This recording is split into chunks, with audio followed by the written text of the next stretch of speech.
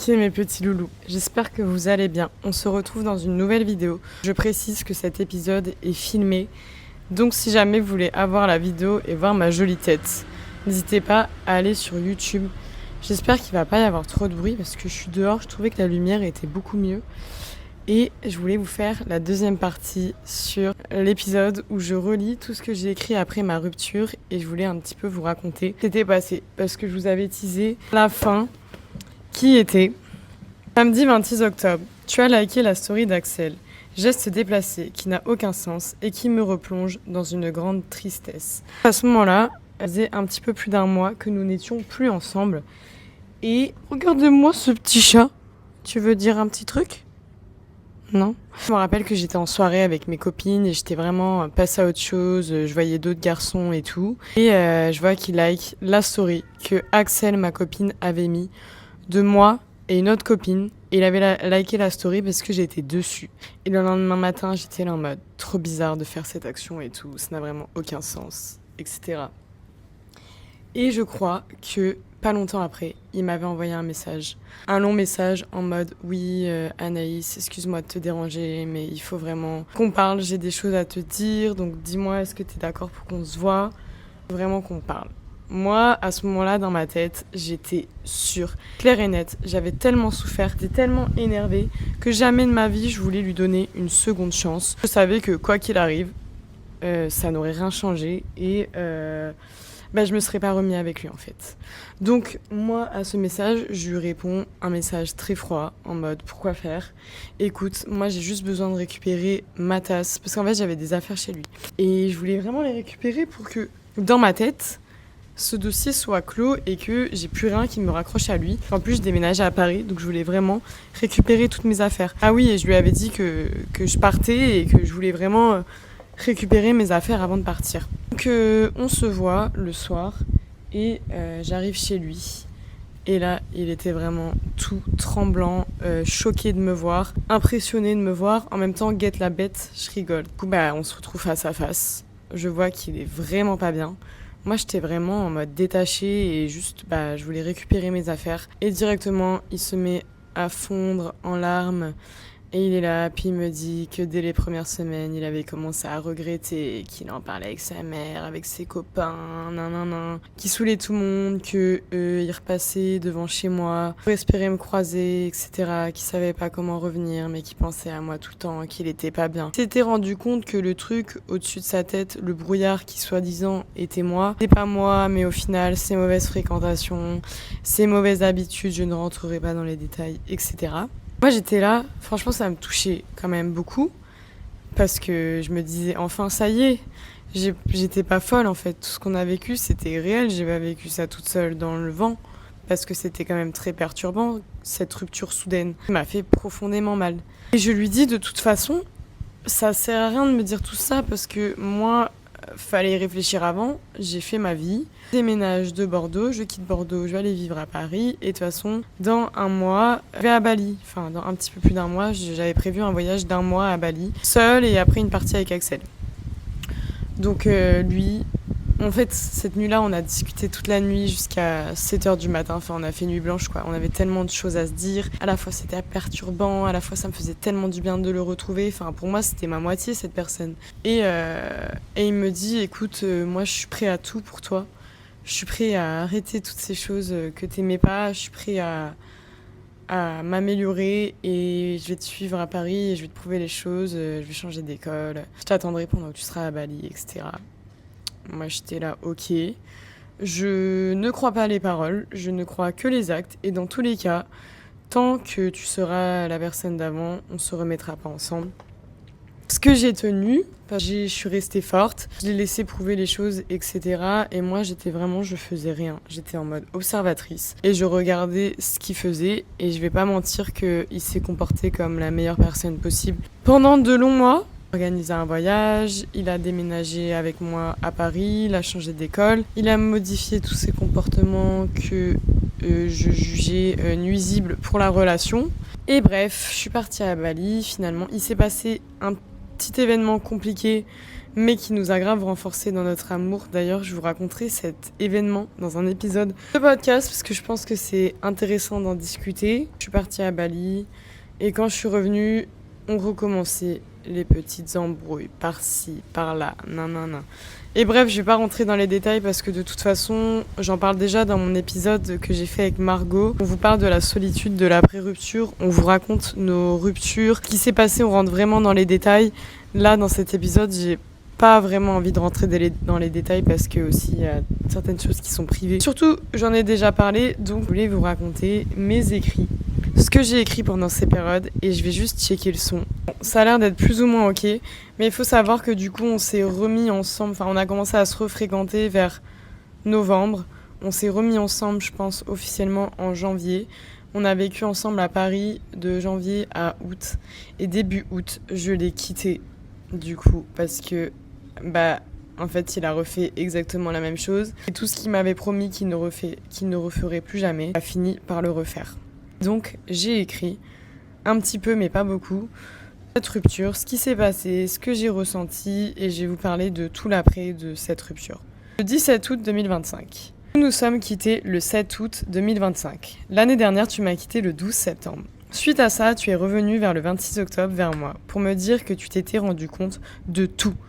Pour recommencer les mêmes erreurs que la première fois. Comme si l'on pouvait reprendre les gens, les laisser et puis finalement les reprendre. Tu m'as fait vivre l'enfer, tu m'as fait vivre le rêve et tu n'as jamais cessé de laisser les deux cohabiter. Tu me disais qu'on avait des problèmes pour communiquer. Tu n'as jamais cherché à me comprendre. Toute la relation a été dictée par ton ego. Toute la relation a été guidée par ton spectre, par tes caprices, par tes impulsivités que je devais subir sans cesse, par ta violence verbale, par ton inconstance. Tu pouvais dire que tu voulais quelque chose plus fort que tout, que je savais que le lendemain, tu penserais tout l'inverse. Tu pouvais me dire que la relation était la meilleure chose qui t'était arrivée, et le lendemain me dire que je suis la pire relation de ta vie. Et pour tout ça, et plein d'autres, tu ne t'es jamais remis en question. Tu pouvais t'endormir à côté pendant que je pleurais. Tu pouvais me bousiller psychologiquement lorsque j'étais déjà au plus mal, et en jamais le reconnaître. Offrir des fleurs, puis recommencer. Ta pire peur ? Passer pour quelqu'un d'imparfait. Cette peur passait avant mes émotions. Les émotions, d'ailleurs, tu les as anéanties. Tu as toujours fait en sorte de retourner la situation, car être coupable était trop dur à réaliser par tes propres yeux. Tu disais être enfermé dans la relation, sans te rendre compte que tu étais enfermé dans tes propres réactions. Tu disais subir la relation, sans réaliser que tu subissais les réactions que tes propres comportements avaient causées. Mais quoi qu'il arrive, tu ne comprenais pas. Tu ne voyais pas. La faute, c'était moi. Tu disais tout faire pour moi. C'était vrai, certaines fois. Mais tu n'as jamais su assumer à quel point tu m'as fait vivre un enfer émotionnel. Je t'ai aimé, je t'ai pardonné, je t'ai parlé, je t'ai confié que j'allais partir si ça continuait. Ça te touchait. D'autres, tu me manipulais en me disant que j'avais qu'à te quitter. Tu m'as gâché mes anniversaires, tu as refusé de m'écouter, tu prenais mes conseils comme des insultes. Tes amis qui m'ont manqué de respect ont continué de passer avant moi. Moi qui te faisais passer avant tout. Tu aurais pu tout me demander, je l'aurais fait. Ne pas aller à une soirée parce que ça te stresse, je l'aurais fait. Venir me coucher auprès de toi parce que tu vas mal, je l'aurais fait. Mettre toute ma vie de côté pour toi, je l'aurais fait. Et ça sans jamais hésiter parce que tu étais mon foyer, ma famille, mon tout. Mon équilibre. Mais j'ai vu le déséquilibre lorsque j'ai réalisé certaines choses. Ce que je demandais, tu ne pouvais me l'accorder. Tu voyais toujours ça comme des menaces. Lorsque l'on fait subir une violence psychologique à quelqu'un, et qu'en plus de ça, tu ne te remets pas en question, et qu'en plus de ça, tu me rejettes la faute sur moi. Ça a détruit profondément une personne, et ça ne m'a pas que détruite. Ça m'a fait réaliser que l'amour, c'était tout l'inverse de ce que tu avais pu me donner. Que l'amour, ce n'est pas bombarder quelqu'un d'amour lorsqu'il t'exprime tes ressentis. Partir comme ça, tu éviteras de paraître imparfait à mes yeux. Tu as essayé de prendre tes affaires à de nombreuses reprises. Et tu sais quoi ? Tu as gagné. Ta guerre d'ego a gagné. Tu n'auras plus jamais à subir l'impression de ne pas être parfait. Anéantir une vie de couple, nos projets, nos voyages. Par impulsivité, c'est ce que tu as fait. et pas pour la première fois. Maintenant, j'espère que tu arriveras à vivre en te rappelant tout ça et en réalisant que malgré tout ça, je voulais toujours arranger les choses parce que, à mes yeux, toi et moi, c'était pour la vie. Maintenant, toi et moi, c'est fini. Et ça l'est pour la vie. 2025 n'aura pas été facile. L'année a commencé avec mon copain qui a essayé en vain de me récupérer après m'avoir laissé sans rien, sans scrupules. Suite à ça, nous avons essayé d'habiter ensemble à Paris dans l'appartement de mes grands-parents. Le 2 janvier, alors que je devais aller à Bali, j'apprends malheureusement que... Bon, ça je vous en parlerai dans un épisode parce que je ne peux pas vous en parler maintenant. Et me rends compte que la vie est vraiment belle. Ah non, ça me donne envie de pleurer. Non, ça me met les larmes aux yeux parce que là, je suis trop heureuse. Et je suis à Bali et je lis ça. Et je suis tellement à des années-lumière de cette vie, de cette souffrance. Je suis tellement heureuse et il y a tellement personne dans ma vie. Et juste, je suis heureuse seule et ça vaut tellement tout l'or du monde. Je pars à Bali et je me rends compte que la vie est vraiment belle. Que ici, je m'y plais vraiment. Je suis pleine de doutes et perdue dans ma vie. Avec mon copain, tout n'est que de haut et de bas. Je rentre à Paris, plein de souvenirs dans la tête. L'appartement est un endroit où il y a plein d'affaires à mes grands-parents. Je ne m'y sens pas vraiment chez moi et tout est vieillot. À ce moment-là, je n'ai pas vraiment d'amis. À vrai dire, j'en ai même aucun. S'ensuit des moments de solitude profonde et de longs pleurs de solitude. Je suis perdue dans ma vie. J'essaye un boulot qui ne fonctionne pas et au final, je trouve ma vocation grâce à tout ça. Avec mon copain, ça ne va pas vraiment. Tout est très fort. Il y a des hauts très forts et des bas très forts. Je me bats à essayer qu'il me comprenne et lui, j'ai l'impression qu'il me bat psychologiquement tout court. Papy ne va vraiment pas bien et ma mère non plus. Tout mon cœur est pris d'une vague de tristesse. Avec mon copain, ça va encore moins bien.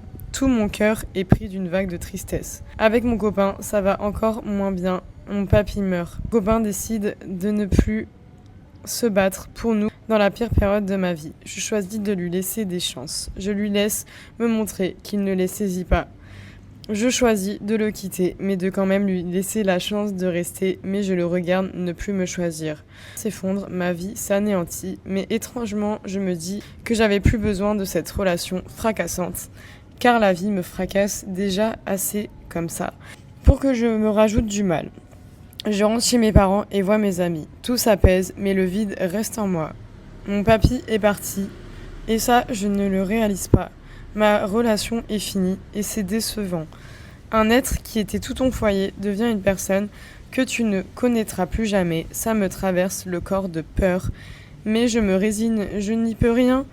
Après tout, c'est moi qui suis en train de devenir une inconnue. Qui suis-je finalement sans cette personne pour m'aimer, pour me regarder, pour m'admirer et pour être toujours là pour moi? Mais pour m'avoir balancé du 10e étage sans personne pour me rattraper à chaque désaccord. Au final, je suis tout sans cette personne puisqu'il m'a fait penser que j'étais trop dure. Puisqu'il m'a fait penser que j'étais trop dure pour être comprise, aimée, alors que ce que je demandais était si simple à offrir. Maintenant, je repars de zéro. Je m'adresse à toi, la vie. La vie, j'aimerais que tu puisses m'apporter des choses. On dit souris à la vie, elle te sourira. Alors c'est ce que je vais faire, mais je t'en supplie, apporte-moi une vie simple, sans souffrance. Apporte-moi mon chemin, un entourage avec lequel je me sens bien et qui me comprend. Une réussite professionnelle, une paix intérieure, ne plus avoir à me battre pour être aimée. Apporte-moi la meilleure personne pour moi, celle avec qui je finirai ma vie. C'est les seules choses que je te demande. Et je ferai tout ce que j'ai en mon pouvoir pour les atteindre. S'il a fallu que je passe par tout ça pour les trouver, alors j'accepte la vie. Et pour tout ça, et pour tout ce que je n'ai pas encore, merci la vie. J'ai l'impression que toute seule, j'ai du mal. Du mal de tout faire. J'ai quitté mon appartement à Paris parce que Paris est trop lourd pour moi. C'est juste revenir dans nos souvenirs et dormir dans un lit où tu n'es plus là. Je suis rentrée chez mes parents et je n'ai pas d'affaires. J'ai 3-4 affaires qui se battent en duel. Je n'ai rien ici. Je n'ai même pas la force d'aller récupérer toutes mes affaires à Paris. Je n'ai pas d'amis à Paris. Ici, j'ai des amis, mais ils ne sont pas dans la même mentalité que moi. Ça me nourrit bien de les voir, mais ils n'ont pas les mêmes aspirations de la vie et la même motivation. J'ai l'impression de ne pas être la personne préférée de quelqu'un. J'ai l'impression d'être un poids pour les autres.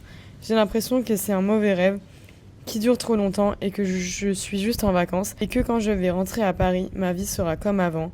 Mais ce n'est pas vrai. Je ne sais pas où aller en septembre. Tout le monde va rentrer au travail. Et je ne sais pas où aller. C'est dur. J'ai écrit plein d'autres choses, mais j'ai pas retrouvé ce que j'ai écrit. En tout cas, c'est ouf. Vraiment, merci la vie, en tout cas, parce qu'elle m'a écoutée. Bon, j'ai pas rencontré quelqu'un, mais je me suis rencontrée moi. Je suis pleinement heureuse avec moi-même. Tu veux partir ou quoi? Mais non. Mais non.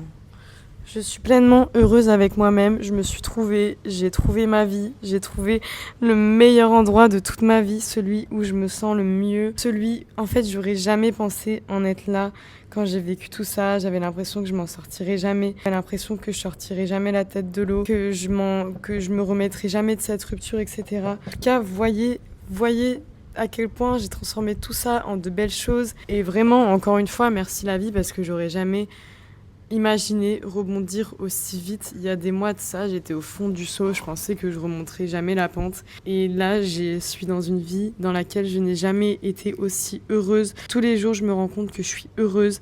Et tout ça ne dépend de rien d'autre de l'extérieur, hormis moi, hormis mes réalisations, hormis le fait que je me concentre sur moi, que j'essaie de bien manger, de bien dormir, que je vais au sport, que j'ai un bon équilibre de vie, que j'ai des relations nourrissantes, que je sors les week-ends, que je profite de ma jeunesse. Mes projets professionnels me stimulent tellement que je fais tout pour être bien, pour aller bien, pour me concentrer sur moi, pour me créer ma propre réussite, pour me bâtir mon propre bonheur.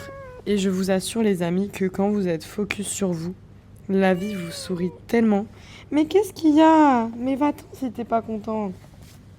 La vie vous sourit tellement. Et quand vous êtes occupé à arroser votre jardin, à le cultiver, au lieu d'arrêter d'essayer de butiner chez les autres, je vous jure que vous attirez tellement tout à vous. Et si je peux finir sur une bonne note, faites-vous passer en premier. Vivez pour vous. Dans les pires moments, c'est là où vous allez vous retrouver et que vous allez vous bâtir la plus belle vie que vous aurez jamais imaginée. Enfin bref les loulous, merci pour tout en tout cas. Je vous embrasse et je vous fais plein de gros bisous.